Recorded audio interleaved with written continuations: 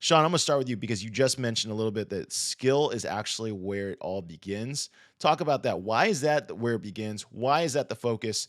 Because the task at hand is massive, right? So people often talk about digital transformation. What that actually means is transforming the processes, the activities, the way everything is done within an organization and a business. So when we're talking about building skills, in fact, to what you're saying about standardization, we need to set standards for minimum levels of skills for whatever it is to do with new technologies and how they're operating. But ultimately, when it comes to cybersecurity, we're trying to build as we go along. So you can be already in this game for 10 or 15 years, but you're always reskilling. Now, that's a problem. It makes it a difficult area in some ways, but it also means there's always an opportunity for people to come in, whether you're already a professional looking to do something new, or whether you're just out of university. And we can go into this later, but there's a wide number of routes. The way into cybersecurity is not just through a computing degree. Jill, one of the things that we see is who is leading this push? Who is leading this charge for reskilling, upskilling, unifying the globe, the workers around the world on a cybersecurity standard? Do we see it more happening in the private sector or the public sector? It sounds like it's coming from the private sector because of the massive shortage of workers. I'd love to hear your opinion. Where do you see this push coming from? Yeah, I think it's across all of those sectors that you've just described. Particularly, there is a huge gap in terms of cybersecurity skills within the industry and within the private sector itself. There are so many openings for cyber professionals, so many vacancies that need filling, particularly where we're seeing with digital transformation, the move from people-related jobs doing those functions to technology doing those functions themselves. And therefore, we have the workforce there. We have those people that just want to retrain, reskill, so that they're able to support the need for those technology-related jobs. They've got so many transferable skills that are available. It's not just technology in cybersecurity. It's about people skills. It's about soft skills. It's communication. There's a whole host of areas that people move into within cyber.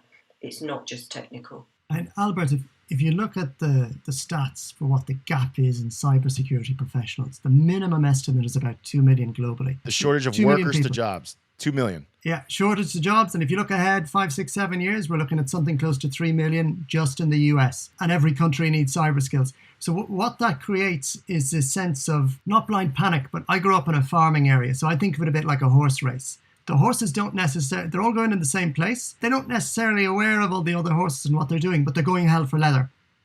So in a small number of countries, we've seen governments are actually able to do really very, very good job.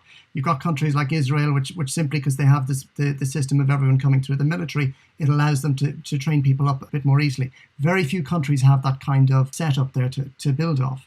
But what it means is you've got the private sector trying to fill these jobs or trying to create the skills, often in isolation, one company against another. Just looking again at that gap, if we're to fill this, it can't be a competitive space.